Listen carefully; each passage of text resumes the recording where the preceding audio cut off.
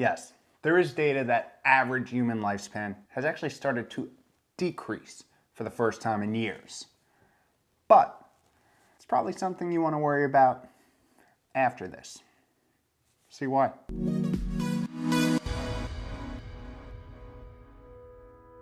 Yo, what is up? Welcome back to another week of How to Health, How to Fast, and How to Longevity.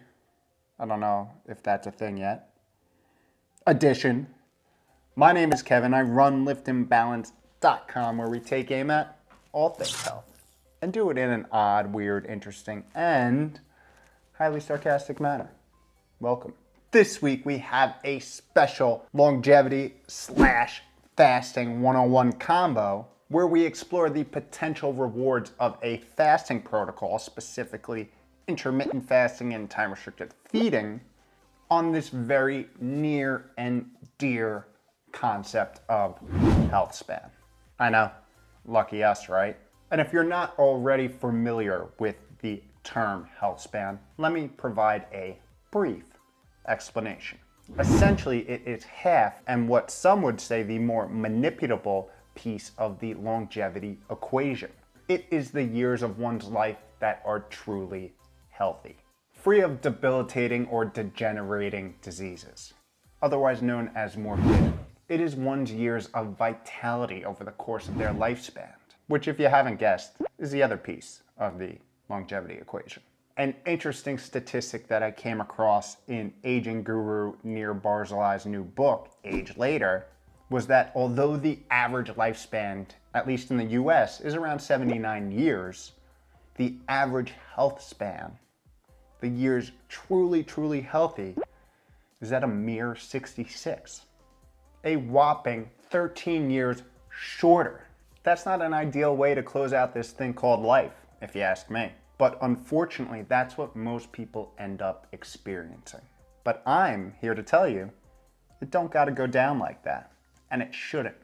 We cover longevity and its thought to be regulators in a bunch of other videos on this channel. If you're interested, I suggest you check out the Longevity 101 playlist, also linked below.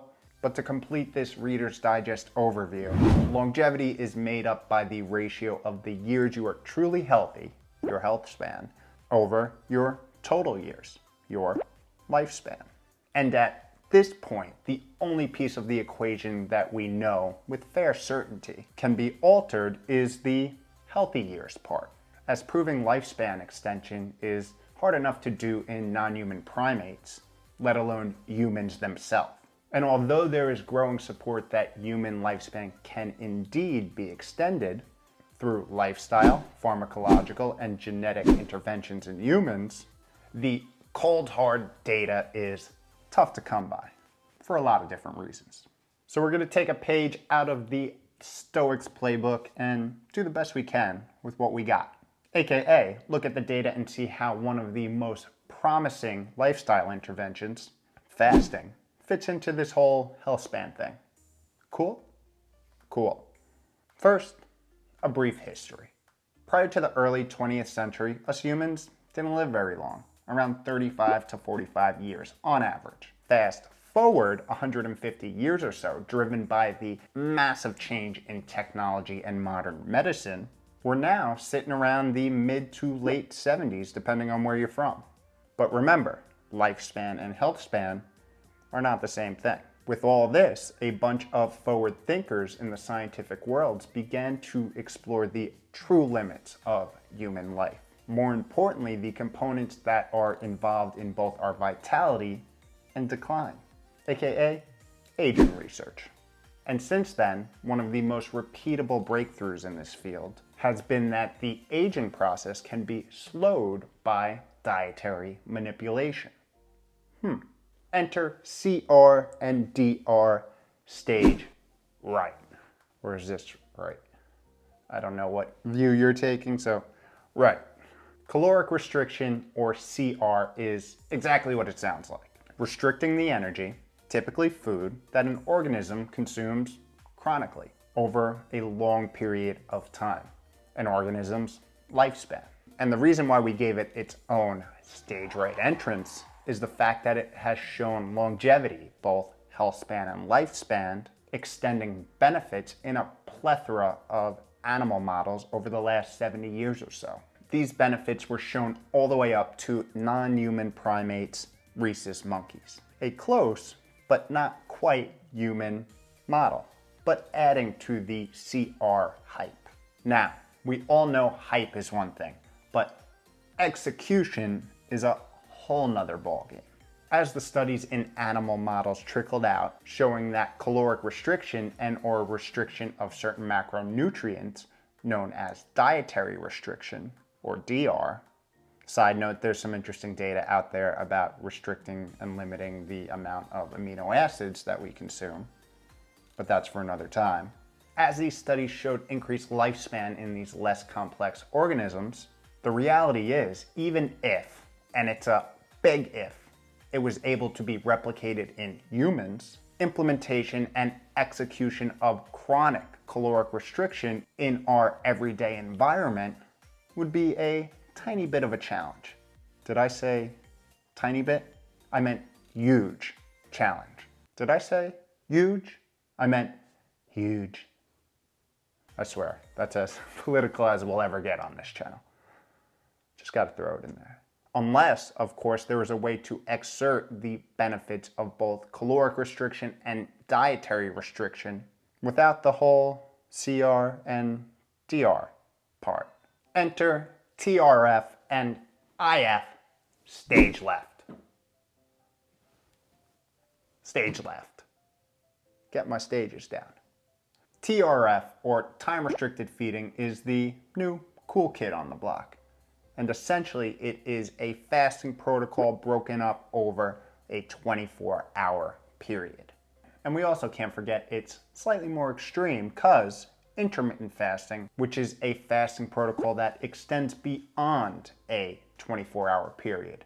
Think alternate day fasting. Think a 5 and 2 diet. Things like that. Now I'll say right here and now, be prepared for these terms to be continuously interchanged by everyone. Science, non-science, your neighbor, your dog, everyone interchanges the two terms. Be prepared and really do your due diligence to understand, whenever it's referenced, what they're actually talking about. That's what I'll say. Okay, so let me tell you why these two fasting protocols, IF and TRF, get their own stage entrance, just like I told you why caloric and dietary restriction do. And assuming I'm halfway decent at setting a stage, you probably know where this is going. If not, you could be totally confused and caught off guard, which, is good as well. See, you always got to pat yourself on the back. I'm either doing a good job and you can guess, or I'm doing a horrible job, but I'm going to surprise you. So you're going to be excited. Bam. Got to spin it. Always got to spin it. Positivity. Spin it right. Preliminary science is showing that TRF and IF is a way to get the benefits of caloric and dietary restriction without the restriction part. And that right there changes the game from chess back to checkers. Does that make sense? What I'm trying to say is TRF and IF are doable. They're applicable. They're compliable, which makes it interestable. I mean, interesting. I got in a little rhythm there. Can't help it sometimes. Multiple studies have shown that TRF and IF inhibit several chronic diseases and tumor progression, extending lifespan in rodents. And when we look at the human evidence, which we cover a lot in several isolated videos across this channel, links in bio, studies have shown that IF can improve metabolic health and physiological function in humans, reducing fat mass, lean mass, and body weight in both obese and healthy participants. IF has also shown to improve lipid and glucose metabolism, reducing inflammatory responses, lowering blood pressure, and improving cardiometabolic health. Pretty cool. Adding to the resume, it has also shown an impact on one of the most prevalent disease states in modern society, type 2 diabetes, reducing overall fat mass and decreasing insulin resistance. and TRF has shown similar results in humans. Studies documenting improved insulin sensitivity, blood pressure, oxidative stress, and quality of life in diabetic and overweight subjects. We just covered one last week. Also, there's data supporting improved cardiovascular function, things such as walking distance and heart rate in middle-aged and older adults. And accepting that we're not going to have any real, conclusive evidence in humans because it's just the nature of the beast. These results suggest that IF and TRF are promising interventions in manipulating health span, or the vitality of humans. And at the very least, closing the gap on that near 13-year period of average morbidity. And at this point, you may be asking, how? What's actually happening on the inside? At the simplest level, it's thought that an IF or TF strategy mimics a lot of the same mechanisms of CR and DR. Essentially, it has mimicking properties of restricting long-term energy and nutrient intake. CR and IF have shown common metabolic and physiological changes in similar tissue and organs. For example, ketone bodies, insulin sensitivity, and adiponectin are increased, while insulin, IGF-1, and leptin are decreased. Overall inflammatory responses and oxidative stress are reduced in both regimens. And they also share similar hunger and cognitive responses. Thus, it's becoming more and more accepted that these common molecular mechanisms may mediate the health span and lifespan extension seen by CR and IF. Proposed models highlighting these underlying mechanisms follow the notion that both CR and IF alter the activity of key common metabolic pathways, namely the TUMOR pathway, the insulin signaling and growth pathway, and sirtuin pathways. However, with all this, there is thought to be several independent mechanisms at play here as well.